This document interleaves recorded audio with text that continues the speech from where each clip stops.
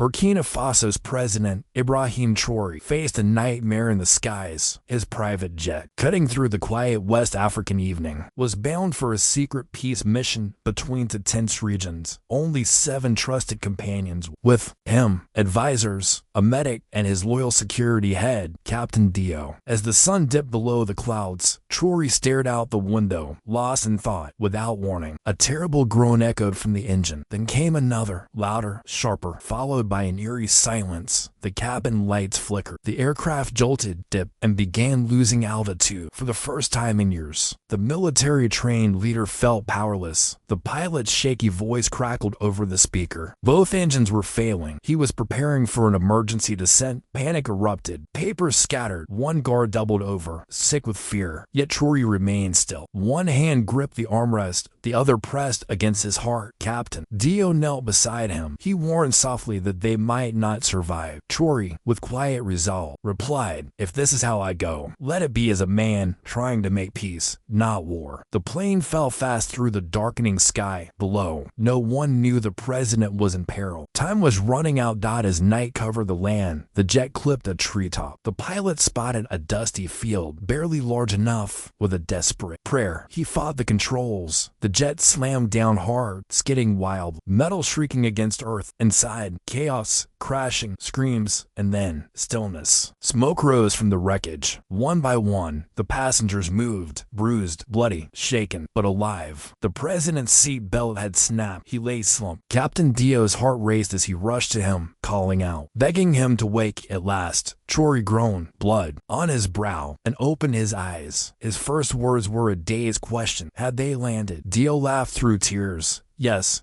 sir, you're alive. We're all alive." But they were stranded. No GPS, no radio, no signal, just endless bushland, night sounds, and the unknown. Then came another terror, the sound of footsteps, soft at first, then closer. Weapons were drawn. The guards formed a circle around their president. Out of the dark stepped a young man, ragged sandals, torn trousers, a scarf over his face. More figures emerged behind him, eyes glinting, weapons slung. One guard ordered them to stay back, but the stranger calmly lifted his hand and spoke gently. They meant no harm. They had seen the crash and came to help. Traore, leaning on Dio, ordered that they be heard. The young man, no older than 25, revealed his face and name: Thissa, a hunter, a villager. His group had watched the jet fall near their land. Dio whispered his doubts. Could it be a trap? But Traore saw something else. The chance for mercy. Guns were lowered. The villagers led them to an abandoned shed nearby. They treated the president's wound with a scrap of a child's shirt, offered water from a clay pot, and watched over him through the night. A little girl, no more than 9, held his hand until dawn. As the group finally rested beneath a starry sky, none of them knew that far away in the capital, panic was erupting. News had broken. The presidential jet was missing, its location unknown. The city of Ouagadougou reeled in shock. The last contact had been at 1842 GMT, and now rumors flooded the airwaves. Whispers of an attack, a betrayal, or a terrible mechanical failure died inside the presidential palace. The emergency committee assembled in haste. Ministers paced the room while generals barked urgent orders. The military chief clenched his fists, knowing what was at stake. If President Traore was dead, the nation itself could plunge into chaos. But amid the fear, one voice chose calm. Awa, a young journalist with only a modest online blog, recalled the president's words from a recent interview. Burkina Faso must be held by love, not fear. Refusing to fuel panic, she began a live update thread urging patience and prayers instead of hysteria. Her steady voice spread fast, and soon thousands joined her call for hope. Back in the village, far from the chaos of the capital, Traore sat quietly by the fire. A woman gently touched his shoulder, remarking that though they didn't know who he was, his eyes bore the weight of a people. Traore smiled faintly and admitted she wasn't wrong. Morning arrived over the clearing. Despite his injuries, the president joined an elder helping stir millet porridge. There were no formalities, no titles, just people sharing humanity, and somehow that gave him comfort.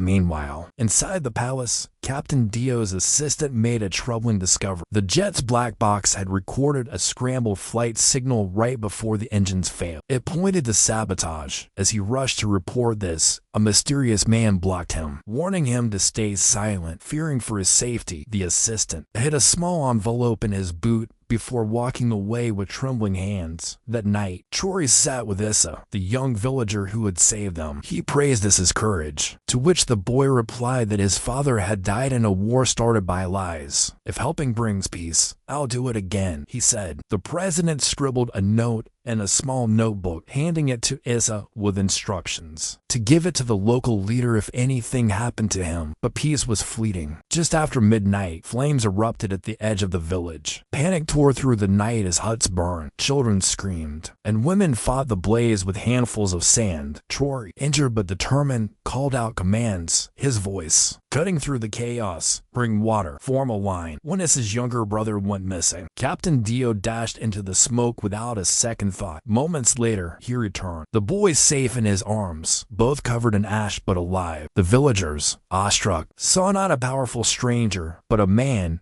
who stood with them in their time of need. A quiet murmur spread among the elders. This stranger carried himself like a king. Still, hidden eyes watched from beyond the trees. Eyes that did not want Traoré to survive died as dawn broke over the scorched village. The chief approached the resting president. With gratitude in his voice, the old man spoke, "You saved us, but there is more behind your eyes. Who are you really?" Traoré hesitated. For days, he had hidden his identity, not from fear, but to walk without titles, to be, at last, simply human. He stood slowly, facing the villagers with steady eyes. Then, with quiet strength, he spoke, "My name is Ibrahim Traoré." A heavy silence fell over the gathering. Some villagers gasped, others simply blinked in disbelief. The village chief's walking stick slipped from his hand as realization struck him.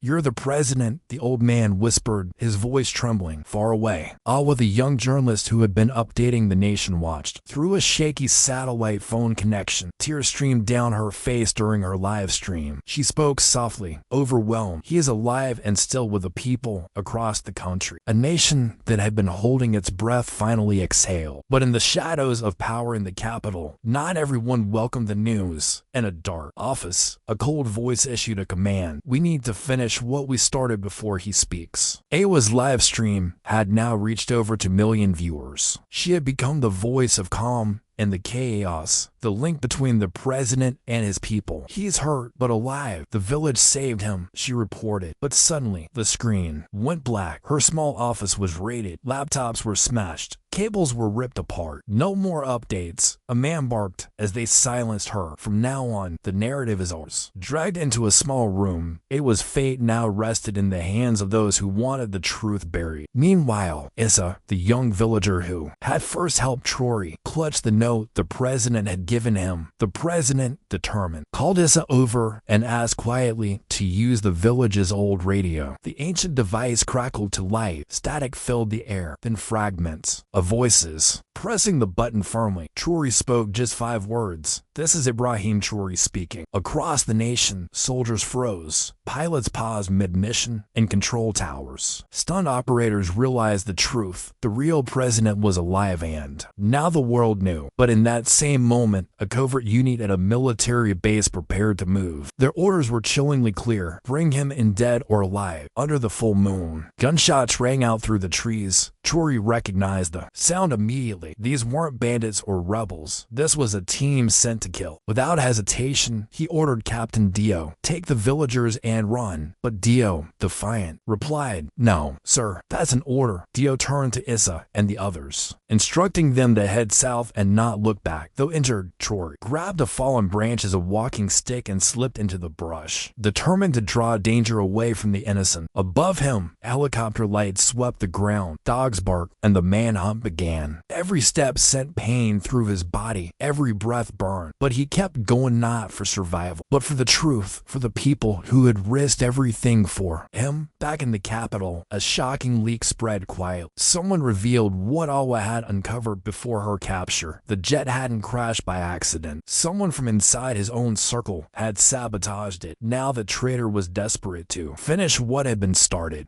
Alone in the forest, Traoré collapsed under a tree. His strength was nearly gone, his body cold and bleeding. Looking up at the stars, he whispered a prayer. God, don't let me die here. Not yet. Not before the truth comes out. Inside the Ministry of Defense, Colonel NS leaned back in his chair, convinced the job was done. The live streams had been silenced. Awa was in custody. The helicopters reported no sign of the president. He won't survive the forest, he muttered. And even if he does, he won't get out alive. Once, the colonel had admired Traoré, but ambition and fear of change had hardened him. Traoré's loyalty to the poor, his dream of justice, these things made him dangerous to the powerful. The sabotage was just the beginning of their plan, but there was one crack in their scheme. Before being taken, Awa had managed to whisper to a guard, "Tell the world he's alive." The guard, moved by her courage, hid a USB stick in his boot. It held damning proof, flight data, secret emails, and a voice memo Traoré had recorded. Before the crash, "If anything happens to me, let the people know I did not fall." The clock was ticking, the truth was rising, and the world was listening. In a dim, dusty cell beneath a government facility, Awa lay bruised but unbroken on a thin mat. She clung to the memory of her father, a man who had fallen during a protest. Years ago, his words echoed in her heart, "Speak even when your voice shakes." That memory became her strength. Late into the night, a young soldier entered quietly. Sophia, just 23, had joined the military to protect her people, not silence them. She looked at Awa, heart pounding, and whispered, "You're Awa, right? I believe you." Sophia had seen the footage before it was erased. She had heard the president's voice over the radio. She knew, deep down, that this wasn't politics. This was betrayal. Awa gave her hope a direction. "There's a safe number, my cousin in Ghana. He can get the files out." Sophia smuggled the USB stick inside a tea container and vanished before dawn. By afternoon, a Ghanaian journalist broke the story. Breaking. New files suggest President Traoré's jet may have been sabotaged. Chaos. Pray for Burkina. Within hours, the hashtag trended worldwide. The world demanded answers. Back in the forest, President Traoré could go no further. He collapsed, exhausted and alone as the shadows deepened. But then, a voice pierced the silence. "Mr. President, is that you?" It was Issa, the same 12-year-old boy Traoré had ordered to flee. Issa hadn't gone far. He had followed broken branches and footprints. He knelt beside the fallen president and offered what little he had, a folded cloth and a bottle of stream water. "Why?" the president asked, barely able to form the word. "Because my father said a man who defends the weak must never be left behind." Through the pain, Traoré managed a faint smile. Issa lifted him, gritting his teeth against the weight. "I'm not strong," the boy admitted, "but I'm brave." Hour after hour, Issa dragged, pulled, and carried the president through the undergrowth, following a path only he knew. Meanwhile, truth was exploding across the globe. News outlets in France, South Africa, and beyond broadcast the headlines, "President Traoré possibly targeted. Child hero helps escape." But danger wasn't finished. Colonel NS ordered drones to find them. High above, to drones locked onto Issa's weak signal dot in a control room. NS watched the screen. "That's him," he hissed. "Take the shot." The operator hesitated. "But sir, there's a child. I gave you an order." Just as the drone prepared to fire, nature itself intervened. Lightning tore through the sky. Thunder shook the earth. The drone feed scrambled blind for precious moments. And then, the unexpected happened. A group of farmers, drawn by Issa's cries and the breaking news, stormed into the forest with flashlights and machetes. "We saw his face on TV," one farmer shouted. "That boy saved the president." They formed a human shield around Traoré. More villagers arrived, more flashlights, more courage. The drones pulled back. They couldn't fire now. The people had arrived and it was too late for the enemy. As dawn broke, a photo surfaced online. President Traoré, weak and battered, lay on a handmade stretcher covered in a faded cloth. Beside him, Issa clutched his hand. The image shattered. "The internet. This is not just a leader." One post read, "This is our father, our son, our hope." Leaders from Ghana, Senegal, and even parts of Europe demanded answers. International media played the voice memo again and again. "If I fall, let it be known I did not fall. I was pushed." Protests ignited in Ouagadougou and beyond. People marched with candles, signs, and photos. He stood for us. Now we stand for him. An air ambulance, sent by a coalition of West African doctors, landed near the village. Medics rushed to Traore's side. He's in shock. We need to move fast, one said. Issa refused to let go of his hand. Tears filled his eyes as he asked, will he die? The world watched, breath held. As the next chapter of courage and truth unfolded, he asked weakly, will he die? Silence filled the room. Then, President Traore's eyes opened just barely. Not today. He whispered back in the capital. The tide was turning. A group of journalists gathered for a live press conference. Sophia, the brave young soldier who had risked everything, stood tall. She revealed the final piece of evidence. An internal memo signed by Colonel NS, authorizing an aerial interception under a false flag. The room fell silent. Awa, standing beside Sophia, took the microphone, her voice steady but filled with emotion. They tried to erase a man who chose rights over riches, schools over speeches, a man who walks with his people, not above them. Suddenly, the doors burst open. 6 armed guards entered, followed by the defense minister. Colonel NS is under arrest for high treason, the minister announced, and President Traoré is alive. The room erupted in applause, tears, and relief.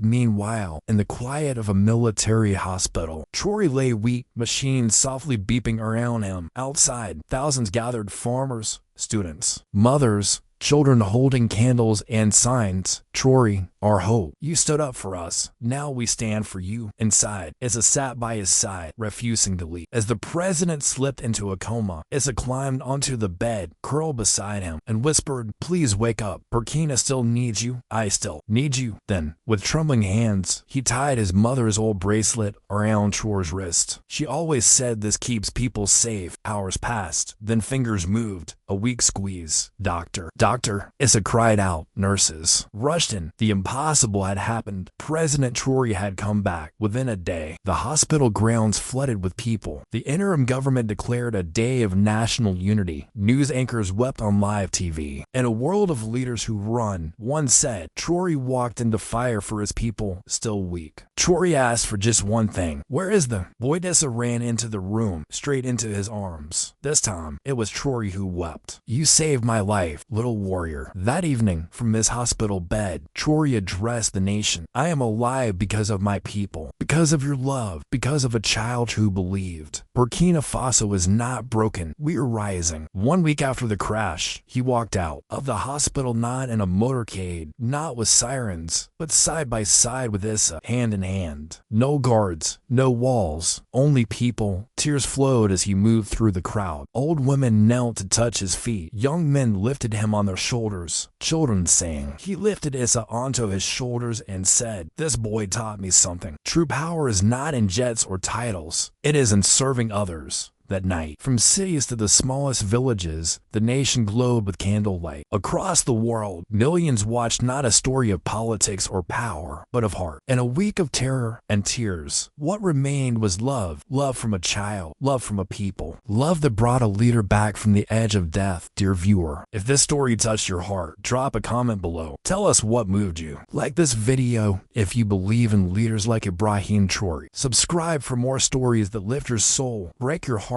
and remind you what real courage looks like, and share this with someone who still believes in humanity. Together, let's honor those who lead not from power but from love.